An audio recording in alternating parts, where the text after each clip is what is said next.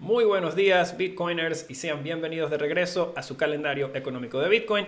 Mi nombre es Mauricio Di Bartolomeo, cofundador de Leden, y como todos los martes les traemos el mejor resumen de análisis y noticias que necesitas para arrancar la semana en Bitcoin. Hoy es martes 18 de enero y tenemos un episodio bastante cargado para ustedes, como siempre. El día de hoy vamos a empezar hablando de los bancos americanos que se enfocan en servir a empresas en la industria cripto. Primordialmente son dos bancos, vamos a hablar de quiénes son y ambos reportan ganancias hoy, de hecho, para el último cuarto del 2021. Interesantemente, vamos a ver qué podemos esperar de sus resultados y lo que nos digan ellos en términos de pronósticos para el año 2022 también será bastante interesante. Seguidamente vamos a hablar de la stablecoin USDC, la cual sobrepasó en capitalización de mercado a la stablecoin Tether, históricamente que ha sido la más grande por muchos años, y esto ocurrió en la cadena de Ethereum. Vamos a hablar de este evento y qué aprendizajes nos puede dejar este cambio. Y por último, vamos a hablar del Grayscale Bitcoin Trust, el fondo de Bitcoin, el GBTC, el cual tiene su descuento, el descuento de sus unidades que transan en la bolsa de valores de Estados Unidos relativo al valor de Bitcoin que tiene el fondo. Ese descuento llegó a su punto máximo histórico durante la semana pasada. Vamos a hablar de por qué y qué nos puede estar diciendo este descuento acerca de cómo los inversionistas están viendo lo que pudiera pasar a continuación. Así que, amigos y amigas, cafés en mano, que va a estar muy bueno hoy. Arrancando como de costumbre con Bitcoin, vemos que la acción de precios para Bitcoin la semana pasada estuvo un poco mezclada, ya que alcanzó un nuevo mínimo histórico, o no, un nuevo mínimo para el año 2022, y aunque cerró, digamos, en un nivel por encima de la semana pasada, sí hizo un mínimo nuevo durante los últimos 7 días.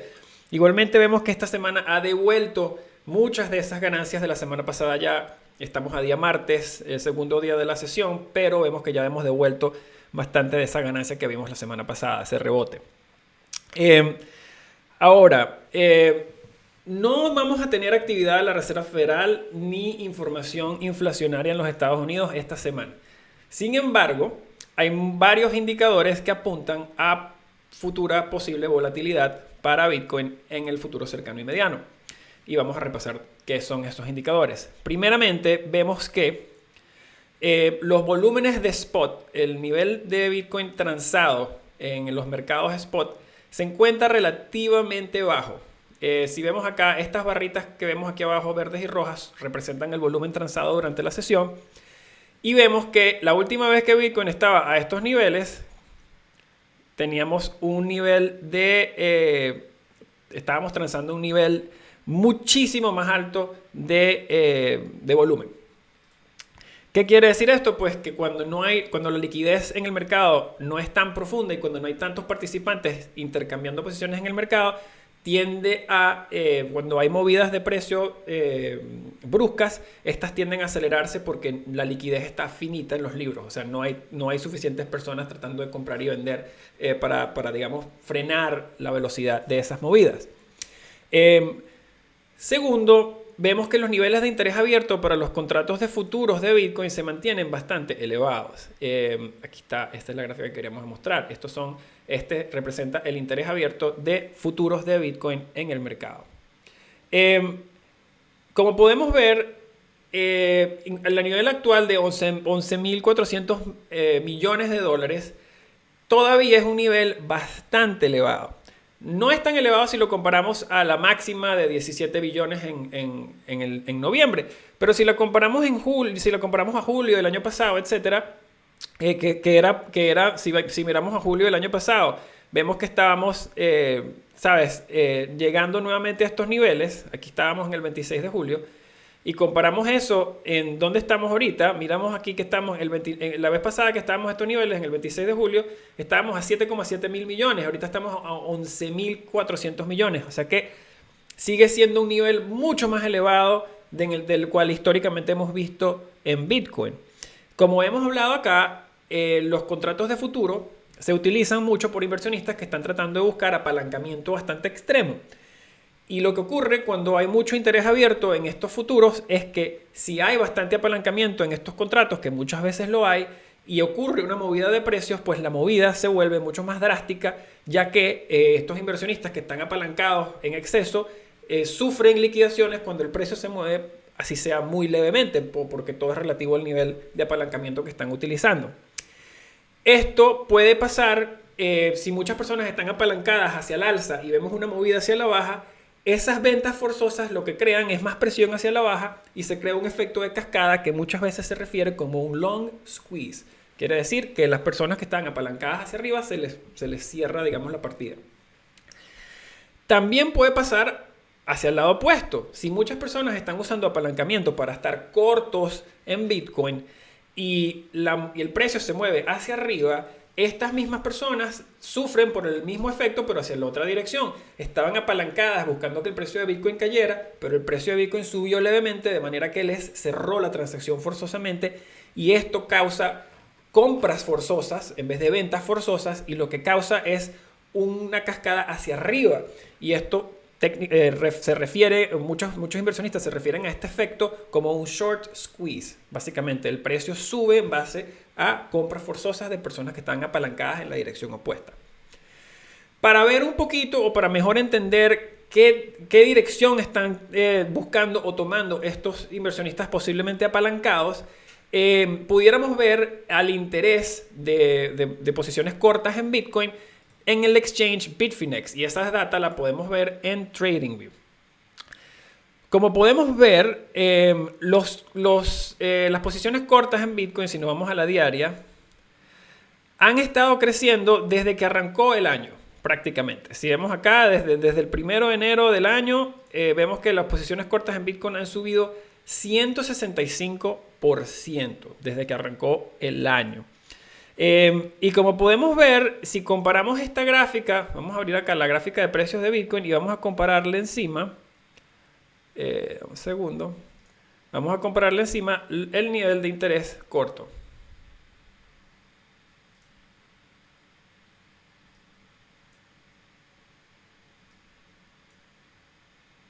Como podemos ver acá, el interés corto de Bitcoin ha subido enormemente desde que arrancó el año. Y como también podemos ver, el interés de cortos en Bitfinex había subido bárbaramente a los finales de noviembre, justo antes de esa caída que vimos que vimos el día 4 de noviembre. Así que pareciera ser que las posiciones cortos en Bitfinex están posiblemente protegiéndose o buscando protección ante una posible movida hacia la baja nuevamente. Adicional a todo esto, podemos ver que las curvas de los futuros de Bitcoin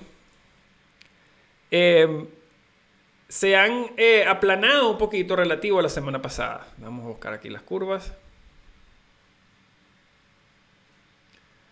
Y aquí podemos ver las curvas de Bitcoin que se han aplanado un poco relativo a la semana pasada. Aquí podemos ver que ya son varias las curvas que empiezan a mostrar bastante niveles de aplanamiento relativo a los precios futuros. Y si miramos acá, interesantemente, todas las plataformas están mostrando a Bitcoin, el futuro de Bitcoin, por debajo de los $45,000 al final de julio de este año.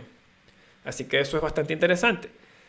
Igualmente, si miramos el flujo de compras o ventas de las opciones en Bitcoin, podemos ver que, un segundo acá las vamos a colocar, podemos ver que han habido muchos más compras de puts, que estos son contratos para protección en caso de que el precio caiga, de las cuales han sido vendidas.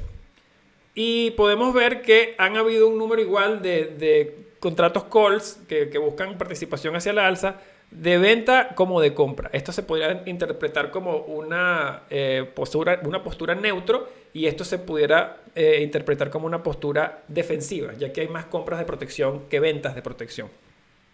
Esto es consistente con lo que vimos, con lo que estábamos viendo en las opciones el día de ayer, y pudiéramos concluir que el flow de opciones que hemos visto en los últimos 2 días se pudiera interpretar como un flow defensivo, ya que hay más compras de protección hacia la baja y más ventas de participación hacia la alza que compras. Ambas se pueden ver como posturas defensivas.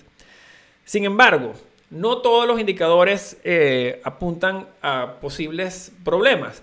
Hay unos que de hecho se ven bastante interesantes y uno de ellos es la data que nos muestra la cadena de los hodlers, de las inversionistas que están comprando Bitcoin y manteniéndolo en sus carteras.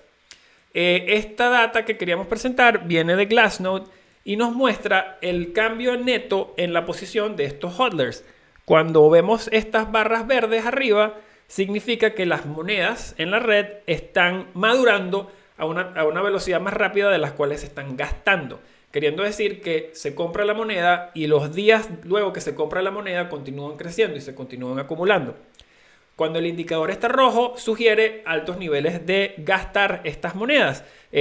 Personas están gastando estas monedas desde sus carteras a una velocidad mayor a la cual la están acumulando y guardándolas. Como podemos ver, esta data reciente, esta caja azul demarcada, muestra o sugiere que los hodlers de Bitcoin están acumulando a estos niveles de precio actuales.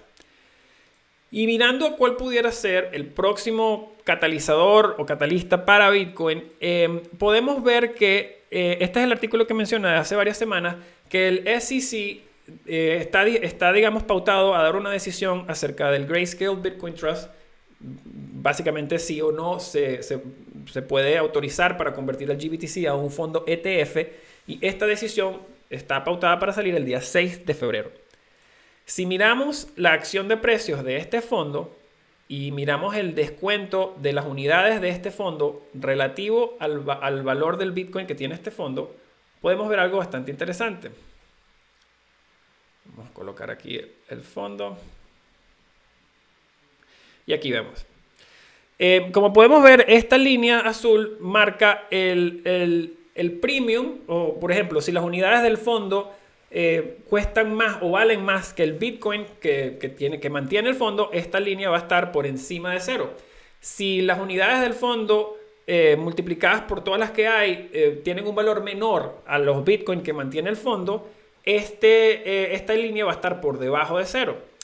Como podemos ver acá, el descuento del GBTC relativo al valor de los Bitcoin que tiene llegó a su punto máximo o mínimo, digamos. El descuento llegó al nivel más alto que ha estado desde que arrancamos. Estamos hablando de un descuento del 23% del valor del Bitcoin que tiene el fondo. Obviamente, mientras si este fondo se vuelve un ETF, este descuento va a estar en cero prácticamente. Y lo que se ha visto anteriormente es que cuando los inversionistas se sienten optimistas de que el fondo pudiera ser aprobado a convertirse en un ETF, el descuento se comprime y el valor de las unidades del fondo se acerca más y más al valor del Bitcoin que tiene el fondo. Hemos visto que está pasando el opuesto. De hecho, el descuento en las unidades del fondo llegó a su punto mínimo la semana pasada, lo que sugiere que los inversionistas no están tan optimistas con respecto a las posibilidades de que este fondo sea aprobado para convertirse en un ETF en estas próximas 2 semanas. Así que más información en nuestra sección que tenemos por delante. Pasando a nuestro análisis del S&P500, vemos que el S&P500 tuvo una semana bastante volátil la semana pasada, pero pudo cerrar la semana prácticamente plano, abajo solamente 8 puntos base, luego de la lectura de inflación del 7% de la semana pasada, que no sorprendió a nadie, ya que eso fue exactamente lo que habían pronosticado. Sin embargo, vemos que esta mañana estamos abajo bastante, abajo 1,80% en lo que va de semana el S&P500. Y vamos a hablar un poquito de por qué puede ser esto, ya que habíamos escrito bastante sobre esto anoche y estamos viendo mucho esto ocurrir hoy. En base a la lectura de la inflación que hubo la semana pasada, que se vio que los Estados Unidos tienen inflación del 7%, lo que vimos fue que los mercados continuaron subiendo. Y esta noticia ilustra eso bastante bien. Esto es una publicación del Reino Unido que habla de que las acciones en los mercados de capitales globales pues subieron incluso luego de la data inflacionaria de los Estados Unidos, ya que pareció no importarle a las acciones esta data. Sin embargo, lo que vemos es que las tasas de interés en los bonos soberanos de los Estados Unidos continúan desatadas. Ya se encuentran muy por encima de ese nivel importante de 1,75% que habíamos señalado, y esta mañana las vemos que están transando en 1,84%, arriba considerablemente. Aunque el S&P 500 parecía hasta el día de ayer que no estaba preocupado por este nuevo incremento en las tasas de interés, las pistas estaban o están en el índice de volatilidad del S&P 500, en el VIX. Este índice básicamente sigue la volatilidad implícita en los contratos de opciones del S&P 500. Y como podemos ver, este índice ha estado subiendo básicamente desde que arrancó el año. Y ha mantenido una tendencia básicamente de altos más altos y no ha llegado, digamos, a los niveles que estaba a mediados de noviembre. Lo que quiere decir que los inversionistas están comprando protección hacia la baja de sus contratos del S&P 500 y que cada vez más y más están dispuestos a pagar un precio más alto por esa protección. Queriendo decir que están bastante al tanto de que pudiera haber una volatilidad hacia la baja y lo que quieren es proteger bastantes de esas ganancias. Es posible que si vemos que el mercado continúa en esta dirección, que la volatilidad continúe surgiendo como lo hizo en los primeros días de diciembre de este año. Ahora, a pesar de toda la volatilidad y de lo que estamos viendo en el mercado de la volatilidad e incluso en el S&P 500 cayendo esta mañana, hay muchos inversionistas que se mantienen optimistas con respecto al pronóstico de las acciones de los mercados capitales en Estados Unidos, y eso puntualmente porque estamos entrando ahorita en el ciclo de ganancias del último cuarto del 2021. Y esta semana vamos a escuchar de muchísimas empresas que reportan. Este es el artículo que tienen que hace referencia a esta nueva, digamos, fase que vamos a ver en el mercado, que es esta nueva temporada de reportes de ganancias de estas empresas. De acuerdo con el director de estrategia de acciones norteamericanas de Credit Suisse, quien se llama Jonathan Golub, el mercado está anticipando que las ganancias de estas empresas van a subir por 20% anualizados. Sin embargo, él piensa que las compañías muy probablemente van a entrar por encima de esas expectativas. Y también agregó que en este ciclo de ganancias todo el mundo le va a ir mejor que las empresas de tecnología. Lo cual es interesante y consistente con esta narrativa que hemos visto de salir de empresas tecnológicas para invertir en empresas que tienen más estabilidad, digamos, más valor, como lo son empresas industriales u otras, o de manufactura. Esta semana, en términos de ganancias, vamos a escuchar ganancias de Goldman Sachs, Bank of America, Netflix, Procter & Gamble, Silvergate y Signature Bank, que son los dos bancos que sirven a las empresas en la industria cripto, y esto lo vamos a discutir un poquito más en nuestra sección de que tenemos por delante. Hablando manteniéndonos en el tema de inversionistas macro que tienen pronósticos positivos para el futuro de las acciones en Estados Unidos, hubo un tweet muy interesante de Dan Tapeiro la semana pasada, el cual ilustra que cuando las tasas de interés reales, que esto significa la tasa del bono de 10 años menos la inflación, cuando estas tasas reales están negativas, los retornos de los precios de los activos han sido históricos. Y esta es la gráfica en la cual ilustra Dan. Es muy interesante notar en esta gráfica que en las veces anteriores donde las tasas reales de estos bonos de interés se han vuelto negativas, se han mantenido negativas por un periodo de varios años. El interés real del bono de 10 años de los Estados Unidos entró en negativo a mediados del año 2019, queriendo decir que pudiéramos tener un par de años de tasas reales negativas todavía en el tanque.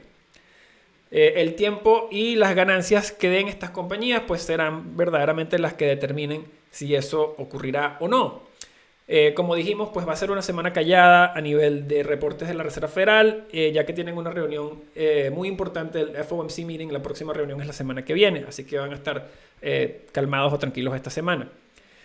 Como una última nota, queríamos cerrar el por qué es importante que los bitcoiners prestemos atención a lo que va a pasar o posiblemente pasará en el S&P 500 en las próximas semanas o meses. Y eso es que la correlación de precios entre el S&P 500 y Bitcoin Aunque históricamente se ha mantenido entre 0 y 20%, esta es la correlación de un año de Bitcoin, si miramos a la correlación de un mes de Bitcoin, nos damos cuenta que actualmente se encuentra, la correlación entre Bitcoin y el S&P 500 se encuentra en el 58,1%. Es uno de los niveles más altos en los que ha estado desde que se empezó a medir este nivel. ¿Qué quiere decir? Que las movidas de precios del S&P 500 están correlacionadas con las movidas de precios de Bitcoin en términos de un mes, están correlacionadas hasta el 58%, queriendo decir que es muy importante, ya que si el S&P se viene abajo, va a estar bastante difícil que Bitcoin rompa esa tendencia. Así que importante señalar lo estrecha que se ha estado volviendo esta correlación en tiempos recientes. Pasando a nuestro análisis del oro, vemos que el oro tuvo una semana positiva la semana pasada, arriba 1,20%, y eso en gran parte fue ayudado por el gran golpe que recibió el dólar americano la semana pasada, cayendo 60 puntos base. Sin embargo, vemos que esta mañana o esta semana el dólar americano ha estado repuntando, lo cual ha estado jugando en contra del oro, lo cual es una relación que ya hemos cubierto bastante extensamente acá. Aunque la tasa de interés en el bono de 10 años de los Estados Unidos tiene una tasa actualmente del 1,84%, luego de haber subido 17% más, ha subido más de un 20% en los últimos 21 días, aunque está en estos niveles del 1,84%, todavía ese 1,84% está muy por debajo de la inflación de diciembre, que es del 7%, queriendo decir que la tasa real de este bono todavía se encuentra negativa por más del 5%. En este ambiente, como hemos visto, como la inflación ha ido subiendo bastante y la tasa de interés no ha subido por la misma proporción, eso ha ayudado al oro en el más reciente, en los más recientes días, en las más recientes sesiones de trading, ya que las tasas de interés reales se han ido volviendo cada vez más negativas porque la inflación ha subido más rápido que las tasas. Si la Fed empieza a subir las tasas de estos bonos y logra controlar la inflación, pues esto va a poner mucha presión hacia la baja en el oro. Sin embargo, mientras la inflación se mantenga por encima de la tasa del bono, o sea, siempre y cuando las tasas reales de los bonos soberanos estén negativas, pues esto es un ambiente en el cual el oro se puede mantener. Si se empieza a cerrar y se empiezan a volver gradualmente más positivas estas tasas, pues esto le va a mantener presión sobre el oro. Sin embargo, tengamos en mente que hasta que la tasa del bono sea igual o mayor a la tasa de inflación, siempre va a tener sentido para un inversionista, obviamente, prestar dinero por debajo de la tasa de inflación e invertirlo en un activo que te dé la tasa de inflación. Así que por eso es tan importante la relación entre la tasa del bono y la tasa real de inflación. Ya que hay tanta actividad en el oro que se mueve en base a lo que diga la Fed, y la Fed no va a decir nada hasta la semana que viene, es probable que el oro se mantenga, digamos, en el rango en el que está hasta el próximo miércoles, que es que sale la noticia de la reunión de la Fed. Así que bueno, nos mantendremos pendientes. Pasando a nuestro análisis de DeFi, podemos ver que la semana pasada encontró soporte el índice de DeFi, pero que esta semana ha devuelto ya toda la ganancia que vio la semana pasada. Continuaremos monitoreando esto, ya que hemos visto como en los mercados capitales americanos, Bitcoin y la gran parte de todos los activos está bajo presión esta mañana. Pero un evento muy interesante que ocurrió la semana pasada en el mundo de DeFi fue que la capitalización de mercado de USDC en la cadena de Ethereum sobrepasó la capitalización de mercado de Tether en la misma cadena de Ethereum.